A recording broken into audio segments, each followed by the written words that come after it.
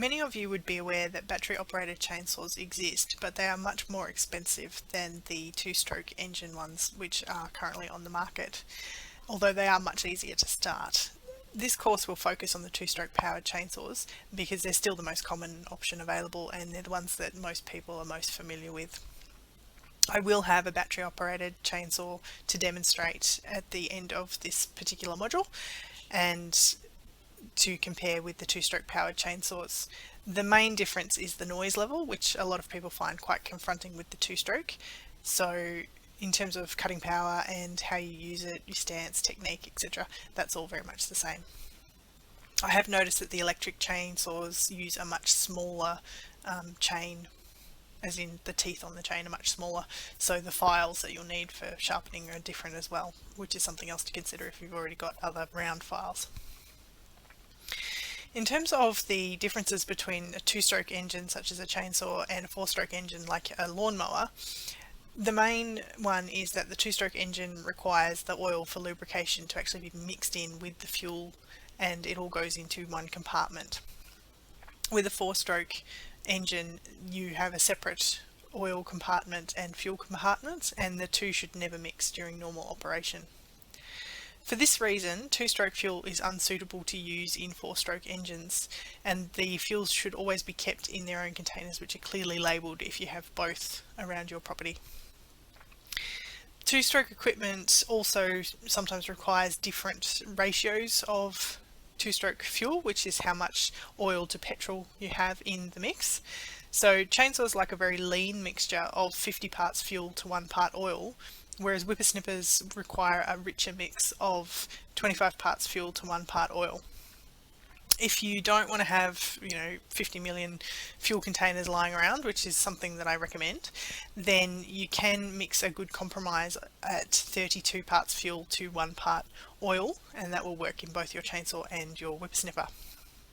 Now, having said that, it is very important to get your equipment serviced annually if you're going to do that, because that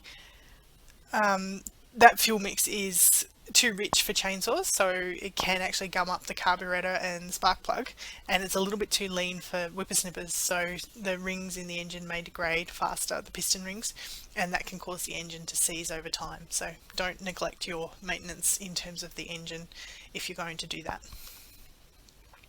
That's to say we've been mixing a 32:1 ratio for both our chainsaw and our line trimmer since the year dot, and I think our line trimmer is now 10 years, 15 years old, and the chainsaw is a good probably 7 or 8, so if you maintain them regularly you'll be doing fine.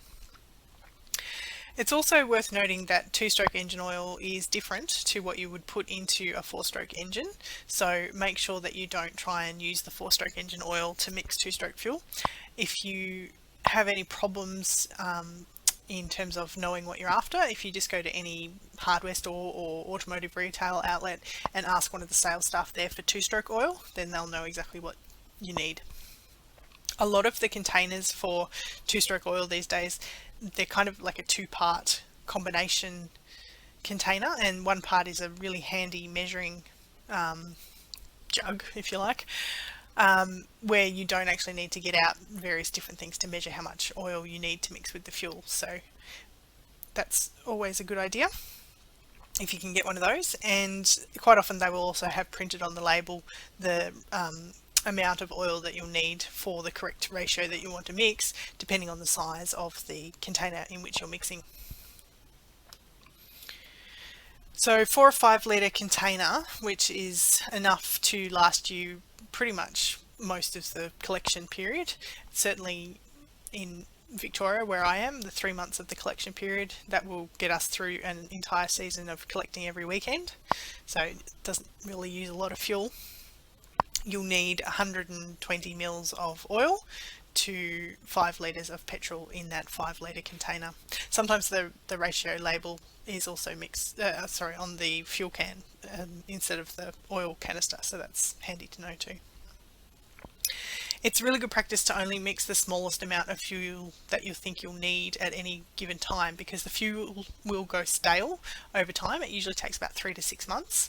And for this reason, you should never store your chainsaw with fuel in the fuel compartment, because it makes starting the chainsaw that much more difficult if it's got stale fuel in it. We start with the two-stroke oil.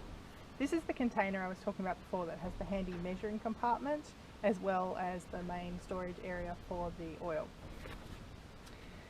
To use the measuring compartment, you take the lid off that side only, and then as you squeeze the bottle, you'll see that the liquid is rising up the side and it goes in the top, and that way there's a measuring gauge printed on the front here. You can actually measure the correct amount of oil very, very easily. Depending on what size fuel container you're mixing it into, you may need to do that a couple of times, but it's very easy to very accurately measure the amount that you need. As I said in the other video, some of them have the amounts printed on the front or the back. This one doesn't, but it's actually printed, I don't know if you can read that, here on the fuel can.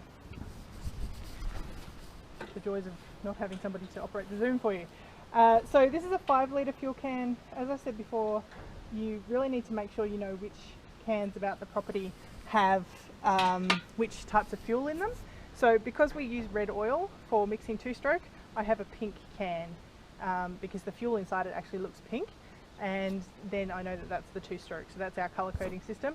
Because we also have diesel and unleaded fuel on the property as well for various other machinery, we have the diesel in yellow and green containers and the unleaded is in a bright red one. So colour coding is a great and fairly standard system for actually distinguishing fuel cans. When you're mixing the two-stroke, you pour the oil in first and then add the petrol, because that way you get a better dispersion of the oil into the fuel, and then it's good to give it a little bit of a shake as well, just to mix that all round. And if you are using the fuel that you've already pre-mixed, always give it a shake before you put it into the machinery as well, just to make sure that the oil and petrol haven't separated out.